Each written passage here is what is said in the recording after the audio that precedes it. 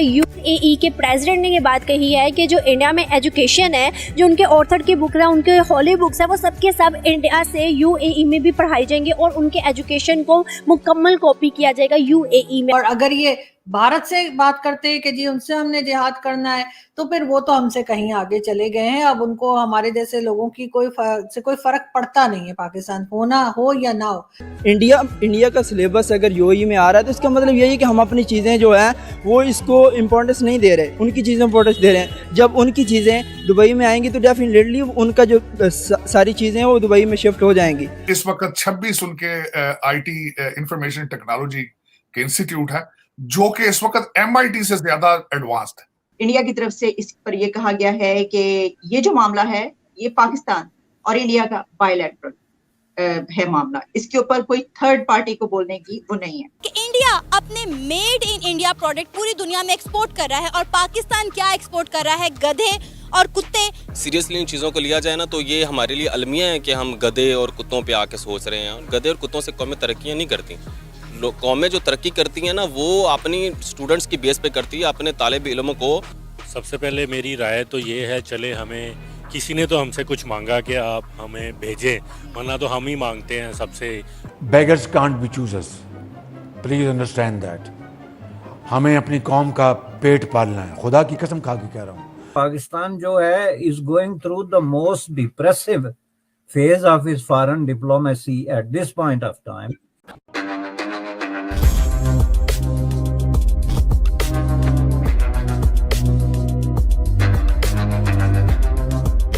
नमस्कार दोस्तों recently UAE के प्रेसिडेंट ने भारत के एजुकेशन सिस्टम की तारीफ की और कहा कि यूएई को भी भारत जैसे एजुकेशन सिस्टम को अडॉप्ट करना होगा ताकि उनके सिटीजन्स भी एजुकेटेड हो और ऑल राउंड डेवलपमेंट हो उनका। इसलिए दोस्तों अब यूएई की सरकार और भारत की सरकार ने एक एमओयू साइन किया है जिसमें भारत यूएई को ट्रेनिंग देगा किस तरह से बच्चे को पढ़ाया जाता है, जिसमें उनका वोकेशनल ट्रेनिंग, टीचर ट्रेनिंग और सिलेबस प्लानिंग भी रहेगा।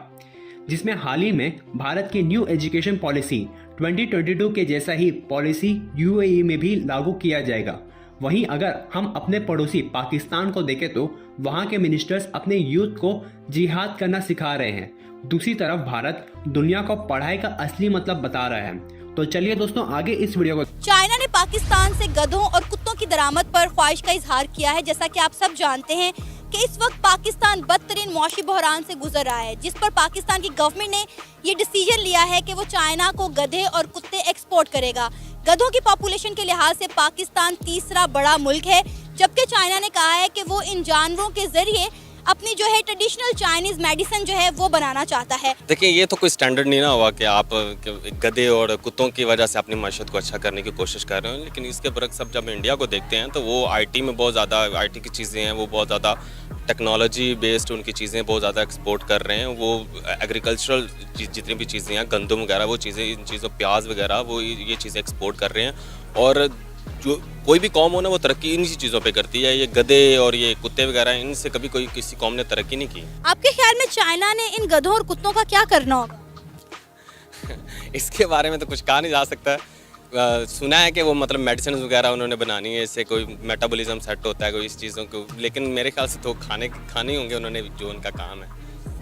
नहीं, मुझे भी यही सुनने में आया। उन्होंने कहा है कि हम इसे अपनी ट्रेडिशनल चाइनीज मेडिसिन तैयार करेंगे जिससे ब्लड के साथ साथ जो इम्यून सिस्टम है उसको बूस्ट किया जाएगा। तो जहाँ तक बहुत सारे लोगों की ये भी राय है कि गधे तो हमारे यहाँ आवारा फिर रहे हैं, कुत्ते भी आवारा फिर रहे हैं, तो किसी को देने में कोई हर्ज नहीं है, दे देना चाहिए। अगर बदले में पैसे आ रहे हैं तो इन गधों को कुत्तों को देकर पैसे ले लेने चाहिए। हाँ, नहीं तो मतलब गधे और कुत्ते उन्हें दे देंगे जो गधे यहाँ पे महंगे हो जाएंगे। हाँ। तो कुत्ते तो वैसे भी यहाँ पे फिर इतने कम हो गए, अब तो मार दिए हैं ज़्यादातर, कम ही हैं। तो वैसे भी देखा जाए ना, ये तो एक हो गया ना फनी साइड पे हमने थोड़ी सी बात करती। लेकिन ना सीरियसली इन चीज़ों को लिया जाए ना तो ये हमारे लिए अलमिया है कि हम गधे और कुत्तों पे आके सोच रहे हैं। गधे और कुत्तों से कौमें तरक्कियाँ नहीं करती। कौमें जो तरक्की करती हैं ना, वो अपनी स्टूडेंट्स की बेस पे करती है, अपने तालिब इल्मों को उन्हें उनके ऊपर इन्वेस्ट करती है, कैपिटल इन्वेस्ट करती है उनके ऊपर, ताकि वो तरक्की कल को करें, क्योंकि उन्होंने कल को फ्यूचर बनाना होता है। जिहाद किस बात का, इनको तो लोगों को तालीम की तरफ लेके जाना चाहिए, कुछ एजुकेशन पे काम करना चाहिए था। ये जिहाद इस जमाने में कौन से जिहाद की बात ये कर रहे हैं? और अगर ये भारत से बात करते हैं कि जी उनसे हमने जिहाद करना है, तो फिर वो तो हमसे कहीं आगे चले गए हैं। अब उनको हमारे जैसे लोगों की कोई फर्क पड़ता नहीं है, पाकिस्तान होना हो या ना हो। भारत की इकोनॉमी भी आपने देखा कि कहाँ से कहाँ पहुंच गई है, लेकिन उसकी क्या वजह हो सकती है? मैं कंपेयर नहीं कर रही, हरगिज हमारा कोई कंपैरिजन बनता नहीं है, लेकिन मैं ये जरूर चाहूंगी कि सर, बहुत से लोगों ने मुझे कहा भी है कि हम ये तो सीख ही सकते हैं भारत से कि वो आगे कैसे बढ़े हैं। उन्होंने अपने फॉरेन पॉलिसी और अपनी इकोनॉमी को खास तौर पे, और एजुकेशन फील्ड को भी, क्योंकि बहुत भारत से सारे दुनिया में लोग फैले हुए हैं, तो एजुकेशन, इन 3 चीजों के ऊपर उन्होंने कैसे तरक्की की, क्या चीज उन्होंने ऐसा किया जिससे इतनी प्रोग्रेस आई है भारत में? दूसरा, मैं भारत की तरफ जब उनकी तरक्की देखता हूं तो मैं उनकी तरक्की, मैं नाकिद था पहले बड़ी चीजों का, रशिया की तरफ उनके झुकाव का नाकिद था, क्योंकि मुझे खुद अंदाजा नहीं था। मैंने रशिया की हिस्ट्री बाद में पढ़ी, तो हमें प्रोपेगेंडा कर करके ये बताया जाता था कि रशिया वेस्टर्न सिविलाइजेशन से बहुत पीछे है, और मैं भी उसी का शिकार था।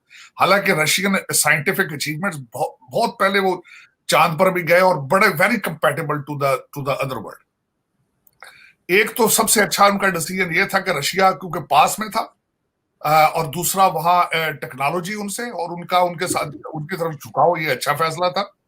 दूसरा सबसे बड़ा फैसला उनका ये था कि उन्होंने इंपोर्ट बंद कर रखी थी, हर चीज भारत के अंदर बन रही थी, दूसरा फैसला।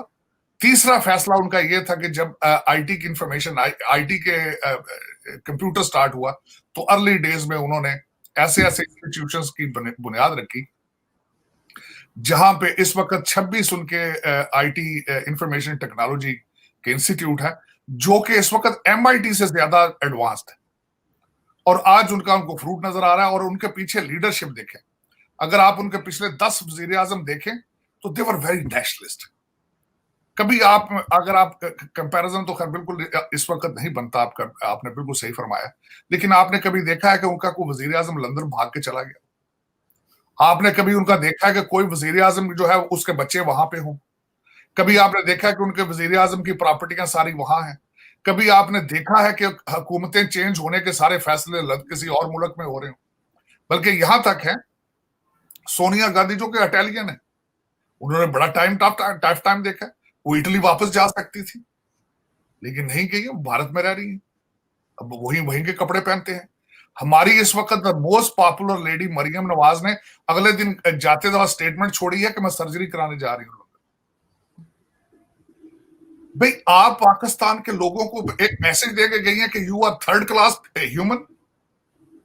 देखिए, मेरे पास पैसा है, मेरे पास वीजा है, मेरे बाप की प्रॉपर्टियां हैं, तो मैं लंदन में सर्जरी करा सकती हूँ, यही सिग्नल दिया ना आपने। फिर आप कहते हैं हम अवामी लीडर हैं।